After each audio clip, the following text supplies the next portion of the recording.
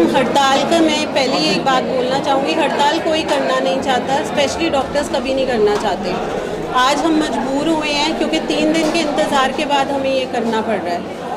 एक इंसिडेंट हुआ था आज होली वाले दिन रात को, वहाँ पर ऑन ड्यूटी कांस्टेबल जो लगाए जाते हैं वो नहीं थे।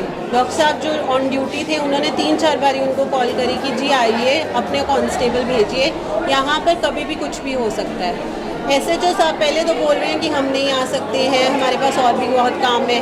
एकदम से आए हैं और आते ही साली डॉक्टर को बाहर बुलाया, पूछा है उनसे कि आप कौन हैं।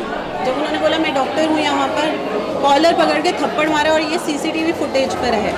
उनको एक तरफ से किडनैप करके लेके गए हैं पुलिस स्टेशन, वहाँ पर भी उनके साथ ज़ोर ज़बरदस्ती की गई। 3 कांस्टेबल और थे साथ में, उनसे ज़बरदस्ती लिखवाया गया कि मैं गलत हूँ, मैंने गालियाँ दी है, जबकि ऐसा नहीं था। ये सारे इंसिडेंट्स हुआ है। जब हमें पता चला है, हमने वहीं पर उस डॉक्टर का मेडिकल कराया कि कल को सरकार ये ना कहे कि ऑन ड्यूटी ये डॉक्टर कुछ ना कुछ करके बैठा था, लेकिन एसएचओ गायब हो गया वहाँ से। अब हमने फिर उसके बाद रिक्वेस्ट करी सिविल सर्जन मैडम की तरफ से, इंस्टीट्यूशनल एफआईआर की बात की गई, लेटर भी गई है डीजीपी को, लेकिन वहाँ पर कोई कार्रवाई नहीं हुई है। उन्होंने कहा कि हम सस्पेंड कर रहे हैं इस एसएचओ को। सस्पेंशन तो रिवोक हो जाएगी 3 दिन बाद। जो हम कह रहे हैं प्रॉपर कार्रवाई हो, प्रॉपर कार्रवाई यही है कि एक Haryana doctors and staff act है, वो 2009 का प्रोटेक्शन एक्ट है, जिसमें ये है कि अगर आप ऑन ड्यूटी स्टाफ के ऊपर या डॉक्टर के ऊपर हाथ उठाते हैं, चाहे उसने शराब पी रखी हो या मानसिक उसकी हालत ख़राब हो, कोई भी कारण की वजह से हाथ उठाया है, वो नल एंड वॉइड है। उस एक्ट में आपकी एफआईआर तुरंत होती है और जिसके अगेंस्ट होती है, चाहे वो पुलिस वाला क्यों ना हो, उसकी अरेस्ट होती है, नॉन बेलेबल ऑफेंस है।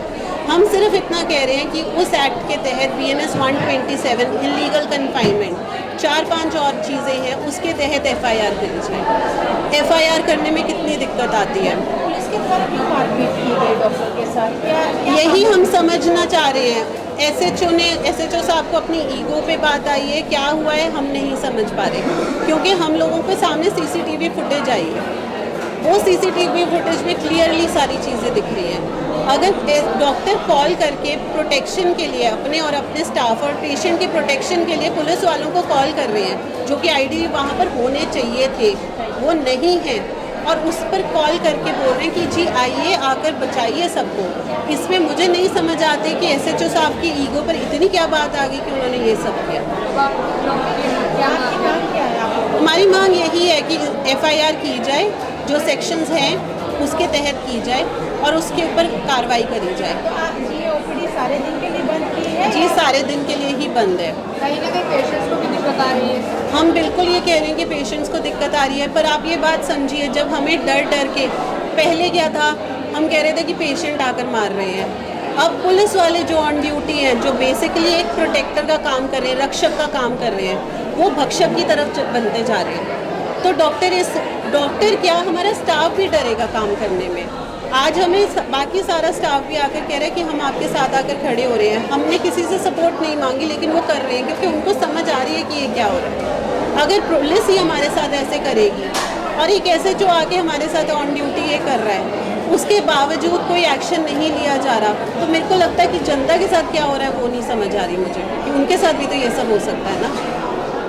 कारण क्या मानते हैं, अभी तक एफआईआर दर्ज नहीं हुई है उस पुलिस वाले के खिलाफ? क्योंकि देखिए आप बता रहे हैं कि डॉक्टर ने अपनी प्रोटेक्शन के लिए और मरीजों की प्रोटेक्शन के लिए पुलिस को कॉल की थी और उन्होंने आगे उनके साथ बातचीत शुरू कर दी। कारण क्या है और क्यों अभी तक? देखिए, हम ना यही कारण समझने की कोशिश कर रहे हैं। जब एसएचओ ने ये हमारे सबके सामने पब्लिकली बोला है कि तुम हमारा कुछ नहीं मेरा कर सकते हो, मैं 10 दिन बाद बहाल होकर वापस आऊँगा, सस्पेंड ही तो हूँ, वो सीधा स्पीकर साहब का पॉलिटिकल प्रेशर का नाम लेते हैं। हमें तो नहीं पता, ये तो एसएचओ ने हमारे सामने बोला, तब हमें पता चली है बात।